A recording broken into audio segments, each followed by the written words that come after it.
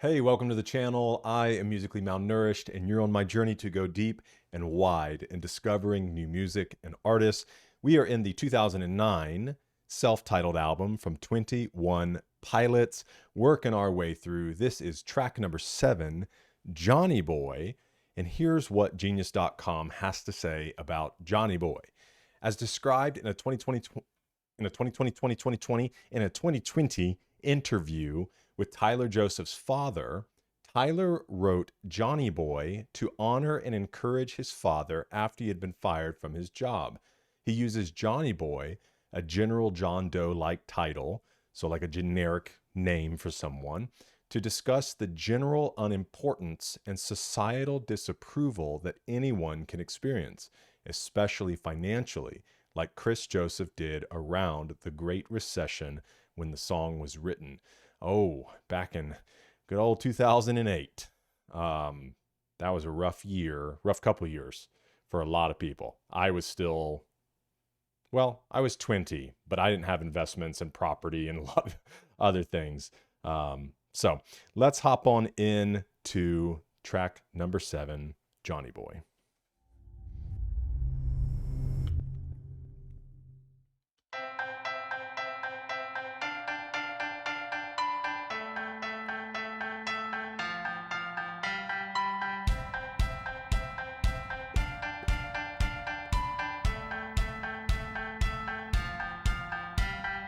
He stays home from work this time. He never really told his wife. He never really told a lie. And this time he decides that it's alright.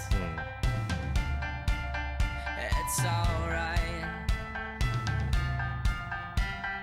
No one really knows his mind, and no one knows behind his eyes. The man deserves a medal, but he's never really won a prize before he goes to lock the door. Wow, that's really interesting lyrics.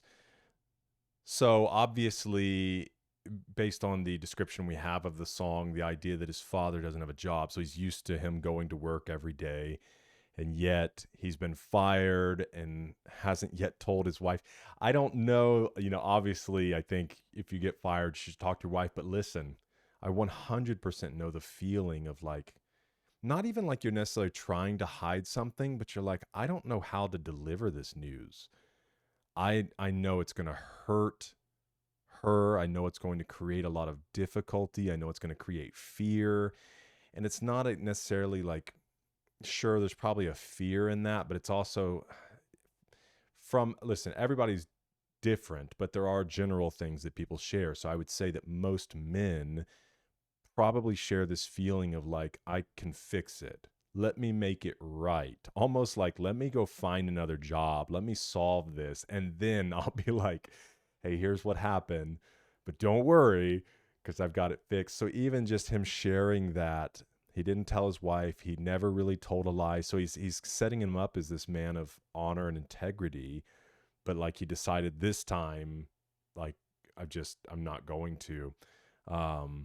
No one really knows his mind. No one knows behind his eyes. The man deserves a medal. And there are a lot of, that is the duty in many ways of men, and can sometimes be a man's downfall, when he doesn't pursue the help that he needs. But for the most part, men are geared toward just getting the job done, doing what's necessary to accomplish the difficult thing. And just that idea is like, you don't really know. There's a lot going on in his mind. There's a wealth of knowledge and wisdom there. Again, if you're a man of honor and a man of discipline and things like that, we all know foolish men as well, but to be a man of honor, a man of character, like there's a lot that is there that it's not usually given up so easily or so freely.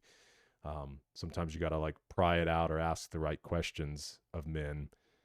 All right, let's continue on, jumping into the pre-chorus.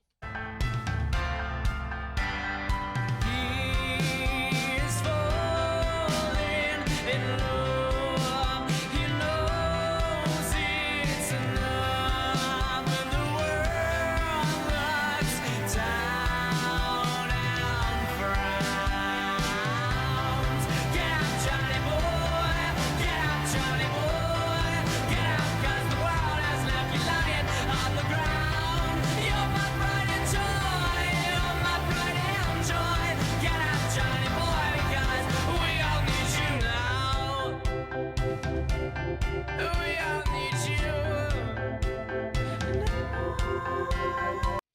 just thinking how amazing it would be to have your son write something like that about you. I wonder when he told his father, or if he told him at the time that this song was for him or about him. It might have been later. I'm not really sure. I'd be interested to know. But just that idea, come on, get up, Johnny boy. And it's interesting too, as you grow older and you humanize your parents. And we've talked about this a little bit, but especially when you have, I mean, I guess no matter what, a healthy or maybe not a close or maybe not the closest relationship with your parents, I still feel like there's a point in time, because even people who come from an abusive home, because to them it's this norm, that it takes time for them to realize sometimes how dysfunctional something was. And so there is this awakening, this maturing, this humanizing that comes out to realize like even the best of parents are still very human. And so that idea of like, come on, get up, dad, versus your dad being used to your dad being the strong one or the one leading, the one just like, you don't even know the weight that he's carrying because he's not complaining about it. And yet to see him at a low place or a difficult place, I just love that idea of a son singing this, encouraging his father in this way. It's very sweet.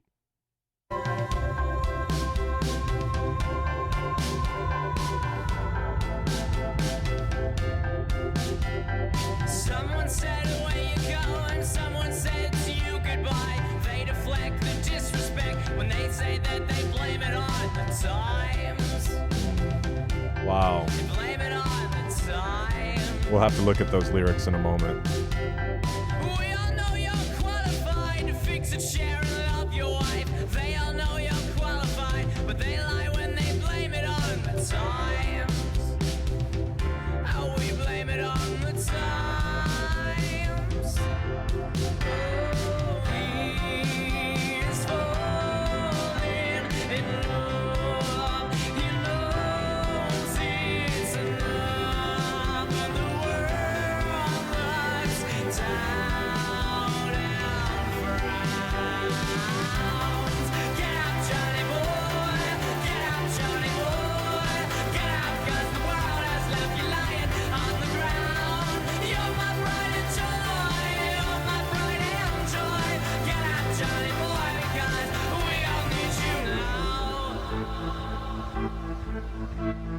Cool. Yeah.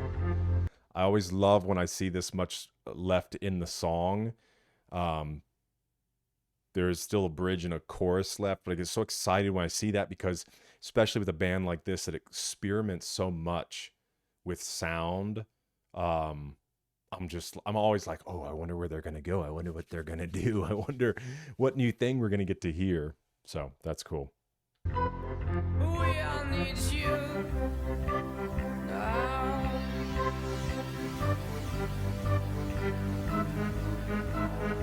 I will carry all your names, and I will carry all your shame, and I will carry all your names, and I will carry all your shame, and I will carry all your names, and I will carry all your shame. Get up, Johnny boy. Beautiful. Get up, Johnny boy. So glad he did Get that. up, 'cause the world has left you lying on the ground. You're my pride and joy. You're my pride and joy. Get up, Johnny boy, because we all need you now. Get up, Johnny boy. Get up, Johnny boy. Get up, 'cause the world has left you lying on the ground. You're my pride and joy. You hear the clapping that came in? I don't recognize that from the chorus earlier, and maybe we'll go back and look in just a second, but listen. Guys, we all need you now. Get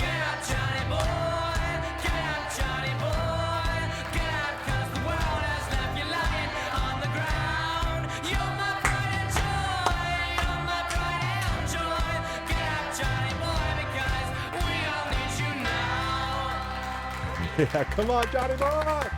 Come on, Johnny boy, get up!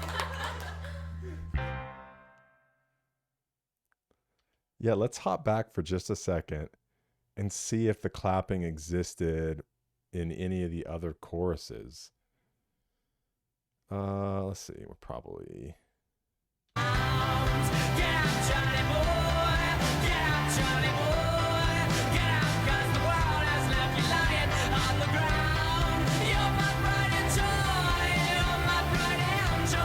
Not in that one.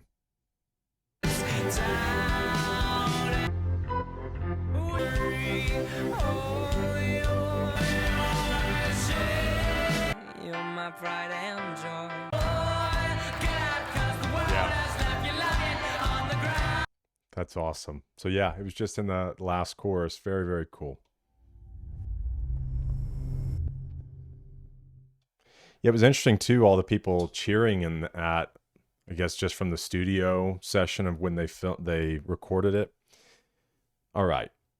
I'm trying to make sure audio levels are good. Somebody had mentioned that it gets a little bit quieter when we go to the lyrics, when we look at them on Genius. So I'm trying to balance that out right. So bear with me if there's any difference. Sometimes I just talk a lot louder when I'm like looking at the camera than I think when I'm down here looking at the screen. So I'll try to keep it pretty even. Let's go take a look. There are a few lyrics I wanted to look at together. Good old genius.com. He has fallen in love. He knows it's not enough, but the world looks down and frowns. I was curious what they're talking about with him falling in love.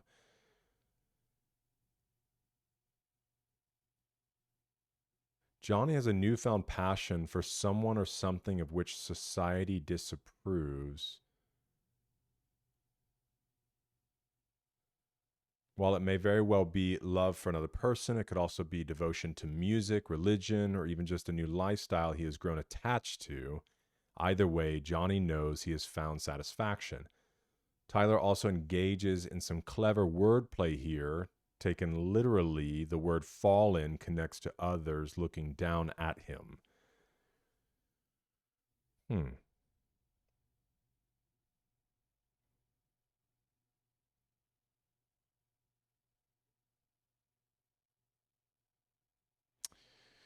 Yeah, I mean, some are saying that it has to do with like him finding new relationship with God, but possibly the Bible says the world will hate Christians. I mean, maybe it's interesting the connection here.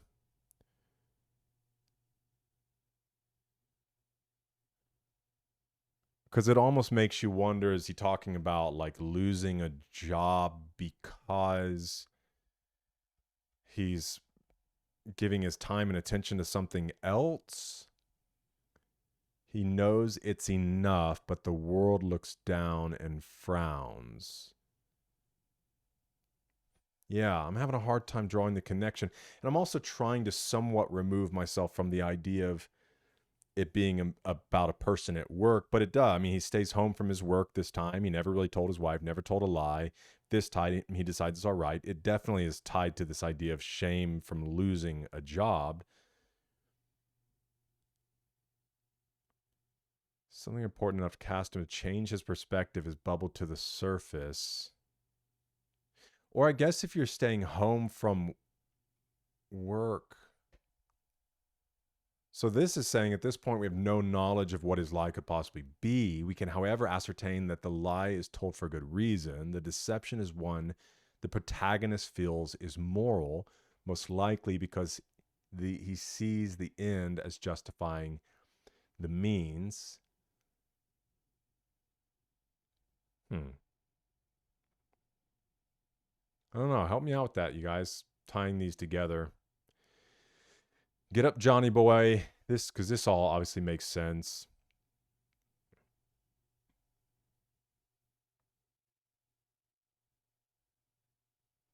Just an encouragement. Get up, keep going. We need you. Someone said, away you go. And someone said to you, goodbye. So if we're talking about somebody, if we're still putting it in the context of a job, it's like, yeah, somebody said goodbye, like go away now. They deflect the disrespect when they say that they blame it on the times. And again, if this was with the recession, it's them saying like, we can't afford to keep you any here. We can't afford to keep you here anymore. But sometimes, I mean, that is just a reality of business that exists. If you've ever run a business or ever had to manage a business, maybe you've been on the receiving end of somebody firing you. But sometimes people will use excuses that are valid, but they don't really want to be truthful and totally upfront with you. So maybe that's part of what he's saying. Or they're just like, oh, now is my opportunity to get rid of him. And we can use the fact that we're going through difficulty to say it. But the reality is that it's easy to see through things like that. So that is deflecting the disrespect when they say they blame it on the times. We know you're qualified to fix a chair and love your wife. They all know you're qualified, but they lie when they blame it on the times. We blame it on the times. Let's do this. According to Clifford Strum's interview with Tyler, Joseph's dad, okay, we saw that or read that in the kind of about.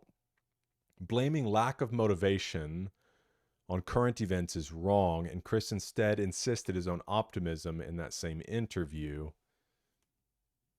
What do you mean? I'm getting up. I'm fine. I have a great outlook on life. I know that trials, work in your life to make things better. Yeah, that pre-chorus is the only thing that's kind of getting me. I was curious about this too. I will carry all your names and I will carry your shame. Tyler's offering himself up as a sacrifice in order to re-engage all the basic individuals who are creatively immobilized by society. So I wonder if he knows something deeper about his father and creative pursuits, that maybe even in this idea of not going to work this time because he's fallen in love, like maybe it's his opportunity to pursue doing something artistic or creative, and that's part of staying home. Tyler is almost describing himself as a metaphorical sponge which will soak in all of the identity issues and shame that people, all in a selfless effort to get them jump-started into a creative lifestyle. Interesting. Man, that song too, I feel like it's been the most refined, and I know it's one of the things you guys have commented on a lot, obviously, that as they get more comfortable in their sound and things like that this is very experimental, and that doesn't bother me whatsoever. Again, I am not a music critic. I enjoy pretty much everything, and so I'm enjoying this. It's not hard for me. It's not raw. As far as listening to it, I love it, but I can understand, like, if you were going to introduce 21 Pilots to a friend or somebody else, you might be like, oh, start with this or listen to this song. The other stuff I love, but you might not connect with it. Don't worry about that with me. I'm connecting. I love it, and I can't wait to see how it continues to evolve. But this one, and maybe it's just the nature of the song, it felt the most straightforward, and his vocals were very rounded, and man, I thought it was amazing. Definitely throwing that one on the playlist. Well, thanks for joining me for this video, Johnny Boy from 21 Pilots. I hope to see you in the next one, because we're eating good.